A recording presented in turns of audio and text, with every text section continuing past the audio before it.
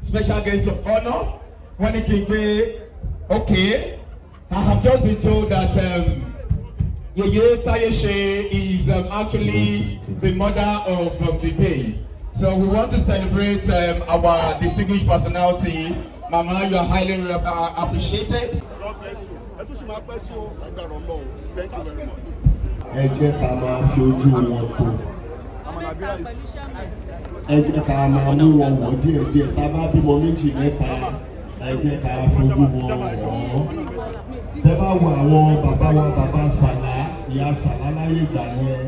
Ohun tó fà á nìyẹn tí a fi fi bẹ́ẹ̀ gbọ́rọ̀ ọmọ tó wọ́n ti ní àwọn èèyàn jàǹkàǹkà nílẹ̀ ní aṣọ máa gbọ́rọ̀ wọn.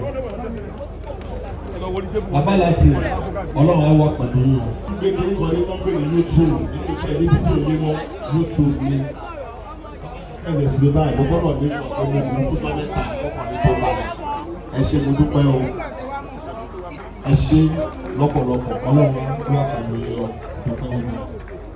Ẹ bá wa pa àtẹ́wọ́ royal father, father of the day, Baba wa Jagunmolu. You're most welcome. Thank you so much for that wonderful speech. Ẹ ṣe lọ́pọ̀lọpọ̀ sir. All right, we move to the inauguration of newly elected executives. Ibi pàtàkì ni adé yìí, wọ́n ní bíbí tó wà létí pé àwa tí àbá ti ní nǹkan ṣe ní walkway pé ká máa jókòó kábíyèsí ọ̀. Àrùn bá fẹ́ lọ bá pa àwọn kábíyèsí tá a ní bí wọ́n ṣe ń pààyàn. Ẹ̀fọn ni wọ́n pa kábíyèsí ọ̀ kábíyèsí kábíyèsí. Kábíyèsí o. Kábíyèsí. Ẹ máa bẹ̀rẹ̀ kábíyèsí. Ẹ ṣe ọba ẹ̀kọ́ pẹ́ o. Kábíyèsí ẹ máa wọlé. Ẹ káàbọ̀ sáàárín wa o. Kábíyèsí o. Bàbá wa Ọba Solomon Adisa Sokunbi His Royal Highness Olumo of Lemode. Ẹ jẹ́ ká ṣe kábíyèsí lórí adé ọ̀hún. Kábíyèsí ọ̀.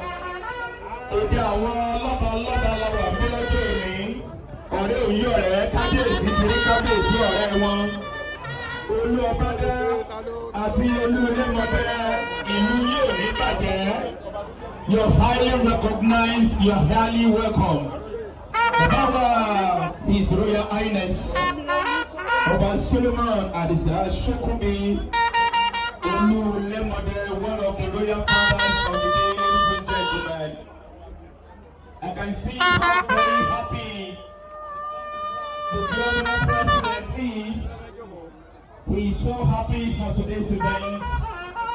The global president is very, very much.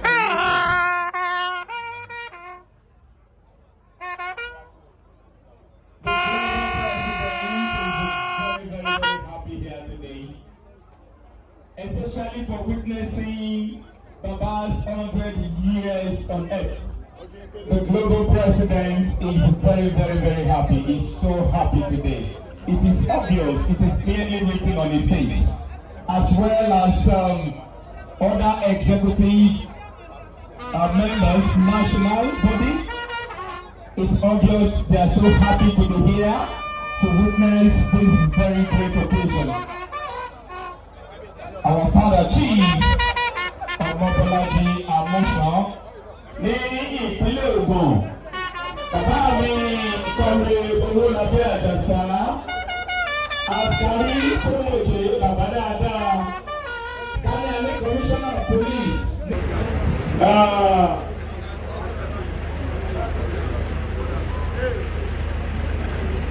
The global president, Ọ̀túnba Bọ́lájí Amúsàn, Mr. Latin, pẹ̀lú gbogbo àwọn executive wọn pátápátá. And let me also appreciate my father. Celebrate Papa Charles. Well, 100 years is a real privilege. In Nigeria of today, to get to 100 years is just a grace of God. So, and he has been in the industry for over 75 years. So there's nothing we can do that is too much to celebrate a living legend. And it's not only him. This is just the beginning of grace of God. Thank you so much, sir. Sir, what is your message to other veterans? Like, okay, because you have made examples. So what other message do you have to veterans outside this? Yes, there's no message because these are veterans, they are pathfinders. They have done their best. Unfortunately, when they started, there's no much prospect in the industry. Yes. They are like pathfinder. And the least we can do is just to support them, appreciate them, and to make them comfortable to the best of our ability. And that is exactly what we are trying to do. Well, we can't do it all. And that is why we are appreciating people that have been supporting us, both home and abroad, in their own little way. Without them, there is no us. We will do our best. We want to support them to continue doing their best as well. Any other questions? Yoruba, yes. Yoruba. Okay, now. Yoruba. Yeah. Yoruba, you can go. Kí ni ìjẹ́mọ́ pàtàkì ètò ẹgbẹ́ kalẹ̀ lónìí àgbà fún ẹni tó ń ṣe jáde? Àwọn tó ti dàgbà pọ̀ nínú industry wa ìṣe tampa nìkan wọ́n pọ̀ nínú industry wa. Wọ́n ti bàbá yàtọ̀ torí pé wọ́n pé ọgọ́rùn-ún ọdún òde ṣe wàsá. Ìgbà tí wọ́n bá wà láyé náà la lè celebrate wọn. Lókèlè jẹ́ ká tiẹ̀ fi lé òpin àwọn bàbá ìjọba Guinness Book of Records 100 years. Wọ́n lè ti ṣe iṣẹ́ láti ojúlé ní 75 years. Pọ̀ díẹ̀. So gbogbo àwọn ikútọ́ dẹ̀ kó owó ni wọn náà màá máa celebrate wọn kó ṣe bá tèmi kan lámà ṣe. Ẹ káàbọ̀ sí àárín wa. Bàbá wa láti celebrate bàbá wa Charles Olumo Agbako. Bàbá wa ẹ̀dá onílé ọlá. Bàbá wa Chief Lérè Gbàímọ́. Bàbá wa ẹ káàbọ̀ sí àárín wa.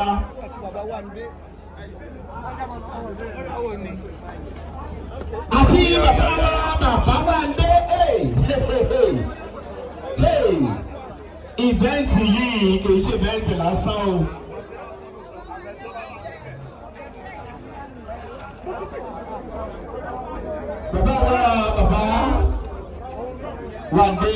Bàbá wa Adéwálé Adéwuyì wọ́n ti wà ní akọ̀fẹ́ kí bàbá Lérè Gbàímọ́ àti bàbá wa ń dé kí wọ́n jókòó.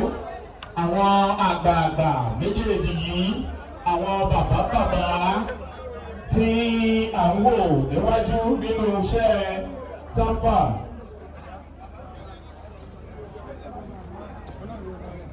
Ẹ káàbọ̀ sí àárín wàsà.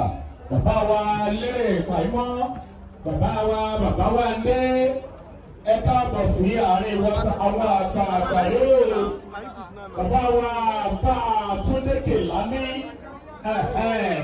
wọ́n wà bí àwọn bàbá yìí wọ́n wà ní àárín wa.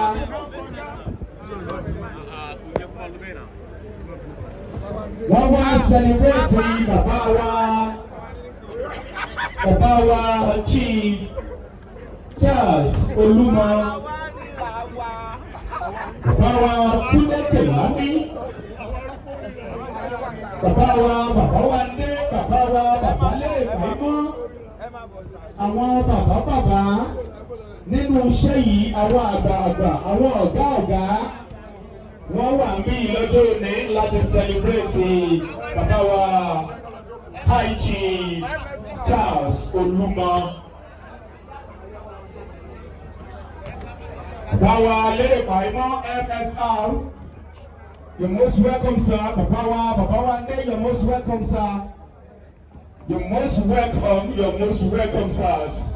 You're most welcome. We celebrate your presence. We appreciate you. We celebrate you wholeheartedly. You're highly recognized. Oya ẹ bá mi gbé merit award bàbá mi wá. Bàbá mi merit wà mí.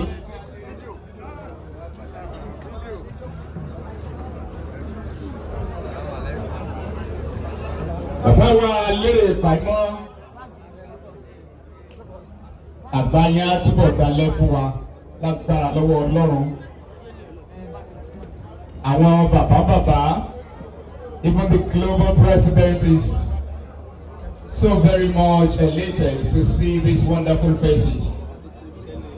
Okay, merit, bàbá wa merit, ẹ má bínú sà, oníwà tútù bí àdàbà ní merit. Bàbá wa dáadáa, yes. Bẹ́ẹ̀ o tó gbé yín dìde, àmọ́ mo tó ń gbé yín dìde lẹ́ẹ̀kan sí sà. A celebrate yín gbogbo ẹgbẹ́ tábàní ìpínlẹ̀ Ògùn. Wọ́n sọ wípé àwọn ọmọ rírì yín gan.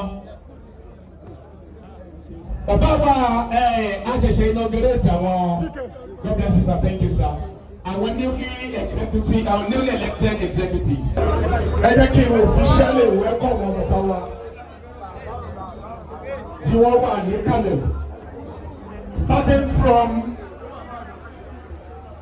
bàbá wa pa Abraham Ọ̀nàmẹ́rẹ̀ Pàímọ́, member of the officer of Niger MFR. Ẹ káàbọ̀, ẹ bá mi fún bàbá ní àtẹ́wọ́ tó yọ lọ. Chief Lérè Pàímọ́, ẹ káàbọ̀ sọ. Bákan náà ni mo welcome Alhaji Karim Adekoju bàbá wa dé, ẹ bá mi fún ọ ní àtẹ́wọ́ tó yọ lọ. Àríyọ̀, ẹ̀gbọ́n mi Àríyọ̀, ẹ káàbọ̀ sórí ètò yìí. Alàgbà Túndé Kìlání Àtàgbé ní TK.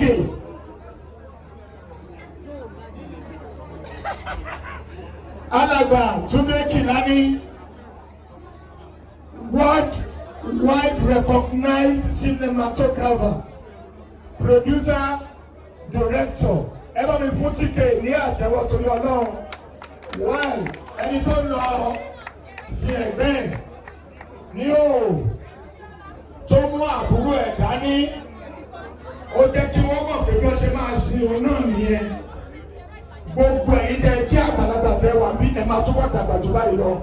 We will continue to celebrate you one after the other. Ní kú wa lójú lágbára Ọlọ́run àtẹ́kẹ́ pẹ́. I appreciate you gan. Thank you for coming. Má bínú. Dáadáa bá ṣàwọn olùdójú tó kù sí. TK àti bọ̀ náà lọ́kọ́ máa sọ̀rọ̀ pàlọ́ bá chance. So bàbá náà máa sọ̀rọ̀ bẹ́ẹ̀ náà máa sọ̀rọ̀ pàlọ́ bá chance. So bàbá tó kọ̀ fẹ́ wà láwọn àwọn èèyàn ohun ẹ̀yọ́ kan máa mú ọ̀dọ̀. So continue to program. Lẹ́yìn ìjọ ṣe lójì sí kọ́lá ṣe yìí. Thank you. Thank you, the global president. Merit is of the universal president. Our father, our very own leader, Chief Bolaji Amusha Babalatan. All right, we move to the presentation of the next award. May I bring on stage? Please, I need a member of the executive. I need a member of the executive stage, please. A member of the executive, please. Ogun State chapter. Ìkan nínú àwọn executive ní ìpínlẹ̀ Ògùn ẹjẹ́ kan máa bọ̀ lórí stage pẹ̀lú mi ẹjọ́. My governor, sir.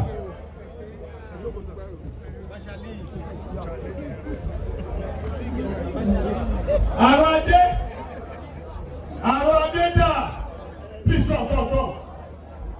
Thank you, Mr. Arwade. Okay. Now let me bring on stage the next awardee. Our very own that we are very proud of. Kitapan tó lè fún èèyàn ní award. Ẹ ti mọ̀ wípé onítọ̀hún kì í ṣe èèyàn ṣá, kì í ṣe èèyàn yẹpẹrẹ láwùjọ. So ladies and gentlemen, I have the privilege to bring on stage as one of our awardees here. Lágbára ọlọ́mọ Ogun State á gbèrú sókè. Olùkàwé tí wọ́n máa gbèrú sókè o. Ìdí mo sọ lónìí ká rọ ọlọ́mọ o. A ní tó ń tolúwo. Ìtókù ó kù sí lọ́wọ́ o. Kápá. Orúkọ tèmi ni ọba Solomon Adisa Adéwálé Ṣókùnbí. Ọba ìlú Ìjókòó Lẹ́mọ́dé. Abilake ni mi ọmọ àgbà ni mi ọmọ àjọ méjì. Ọba ẹrú ní sinmi ẹ̀kọ́ kí n sọ mí ènìyàn. Gbogbo àtọ́ yìí o. Gbogbo àtọ́ o. Gbogbo àtọ́ o. God bless everybody. Thank you. Kábíyèsí Olúlẹ́mọdé bàbá wa ọba Solomon Adisa Ṣókùnbí. Olúlẹ́mọdé kábíyèsí o. Èyí tọrọ owó lọ́wọ́ kábíyèsí. Wọ́n ní kò sí gbérù mi láàfin sọ̀mí kalẹ̀ ló wà. Àwọn kábíyèsí fúnra wọn ló sọ pé láyé ìgbà kan nìyẹn. Kábíyèsí fúnra wọn ń yaṣu. Kábíyèsí ń yaṣu, wọ́n ń yaṣu fáwọn MC. Ẹni tí kábíyèsí bá fowó rán sí mi ẹ fi jíṣẹ́ o. Àwọn yóò gbọ́dọ̀ sọ̀rọ̀.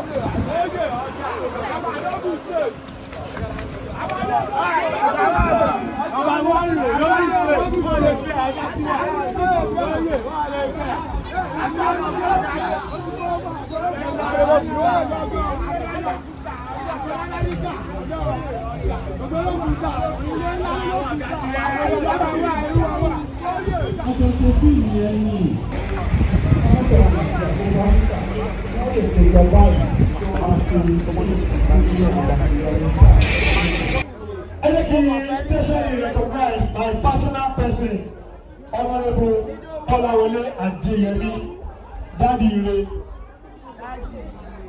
Wọ́n ti wà láàrin wa nígbà tí wọ́n dé ní ọ̀gá wa, the powerful editor, Honorable Olakunle Olabode Big Cast, ni àwọn náà tẹ̀lé wọn wọlé.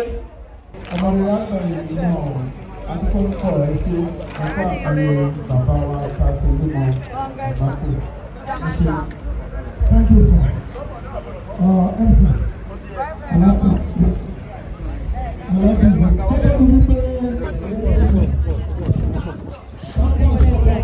Ó lè lọ́wọ́ yìí. Torí báwo dé fìlà látàrí òwò ayá fọ́tò. Bóyá mi ò dé fìlà òwò ayá. Ṣé tí mo wọlé ẹ̀gbọ́n ẹ ṣe sùúrù? Ẹ ṣọ.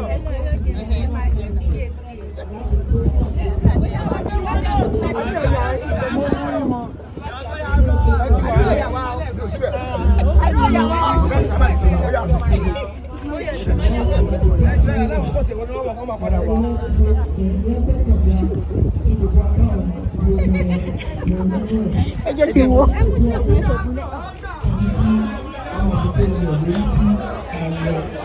Kábíyèsí ní ọmọdé MC wa Adéhàtì Olumo Ẹ̀bùnlóyèdè, the king of Sota.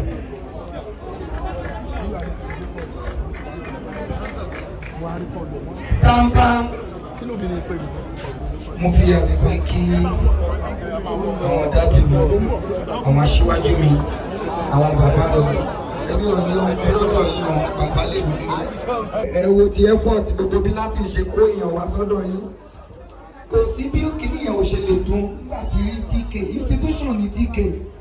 àfi ẹni tó bá sọ pé òun jẹ òun yóò mú ọmọ kan tó ń sọ when it comes to film making as far as this industry is concerned institution ní tk wọ́n wà bí wọ́n jókòó ẹ̀yin bàbá tí ó yẹ pé kọ́ tó bí màámi lẹ ti ń ṣiṣẹ́ ẹ̀yin lẹ jókòó yìí so láti lè kó yín pọ̀ báyìí inú èmi kan dùn lẹ́nu inú mi ń dùn kan ẹjọ́ ẹ bá mi pàtẹ́wọ́ fún wọn ẹ bá mi pàtẹ́wọ́ kò sí nǹkan méjì tí mi fi ń dùn ó pọ̀ Mr. Láti Péde méjì ó ní the king of theatre àdẹ̀rẹ́ anybody inú yín kó náwó pé mi ò kì í ṣe ọba lẹ́yìn lórí ọba yín ni mo jẹ́ bẹ́ẹ̀ ṣe jókòó yẹn ọba the king of theatre yín lè kó pé méjì so wọn ò fi éèdì tó ó dìgbà tí má dẹ̀ wàjà kẹ́nìbọ̀dì tó jẹ́ so mi bẹ̀ tí ìwàjà so ṣùgbọ́n ọba mi yàtọ̀ bí mo ṣe wà ń bí bàbá wa délé ràn mí iṣẹ́ eré ni máa sá lọ ọba náà ní so bàbá ló lè bá ìmọ́lẹ̀ ní ọ̀yà láti bá mú kí nípa eré burúkú pẹ̀ládé orí kì í ṣe ọba ìlú ni mo jẹ́ professional king ni mí tó dẹ̀ ní master tó ní nǹkan ṣe pẹ̀lú master so nígbà tí bá rí sáwọ́ láyé bí wọ́n fi ṣe jọba tó I'm very happy pé social law wọ́n fi ọ̀wọ̀ fún barista títí tó fi kú lẹ́yìn tó kú lọ kí wàásù àìdí máa ṣe àṣẹ fún barista mi so bẹ́ẹ̀ náà ni tó bá jẹ́ tó bá àlù alẹ́ máa lè ṣe bẹ́ẹ̀ a lè fi bùkẹ́rẹ́ yọ èmi ò ní bí bùkẹ́rẹ́ yọ máa dọ̀bà lẹ́kọ̀ọ́ àwọn òṣìṣẹ́ àwọn ojókòó yìí so kí n lè pẹ́ lórí ipò yẹn so nípa bẹ́ẹ̀ wọ́n tẹ̀lé máa ṣe fún bàbá wa máa kò ṣe mọ́tà lè sọ bí ibi náà láti máa sọ kí ni Láti ó tọ́ ọ̀pọ̀ mi lẹ́nu jù bẹ́ẹ̀ lọ́rọ̀ èmi sọ ọ̀tẹ̀sẹ̀ á rí bàbá ẹ̀ka àti láti máa àpéjọ discuss I will know what to do ẹ ṣe púpọ̀ ọ̀pọ̀ máa ń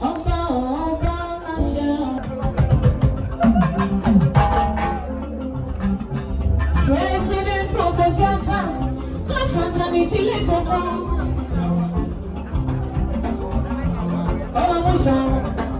Ọmọ Bọ́lájí lórúkọ ẹ̀ ọmọ Bọ́lájí bí jíìsì lọ́lọ́mọ.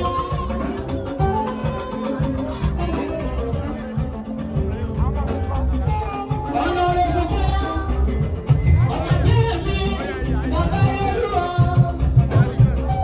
Olówó orí tó ìrìnlẹ̀, àyọ̀fẹ́ rájà yé lọ. Ọ̀làgbọ̀nà. Ìwọ ṣe ló máa ní tiẹ̀.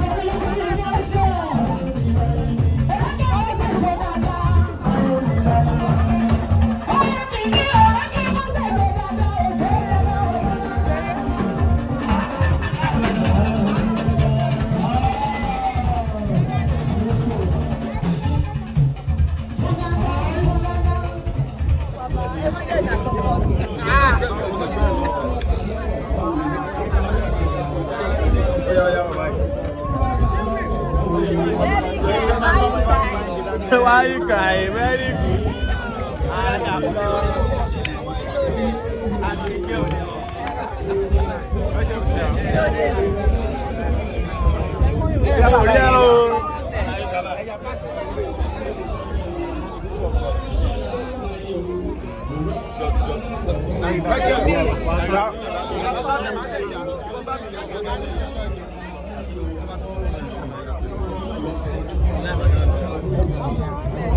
Michael Mieda. Why?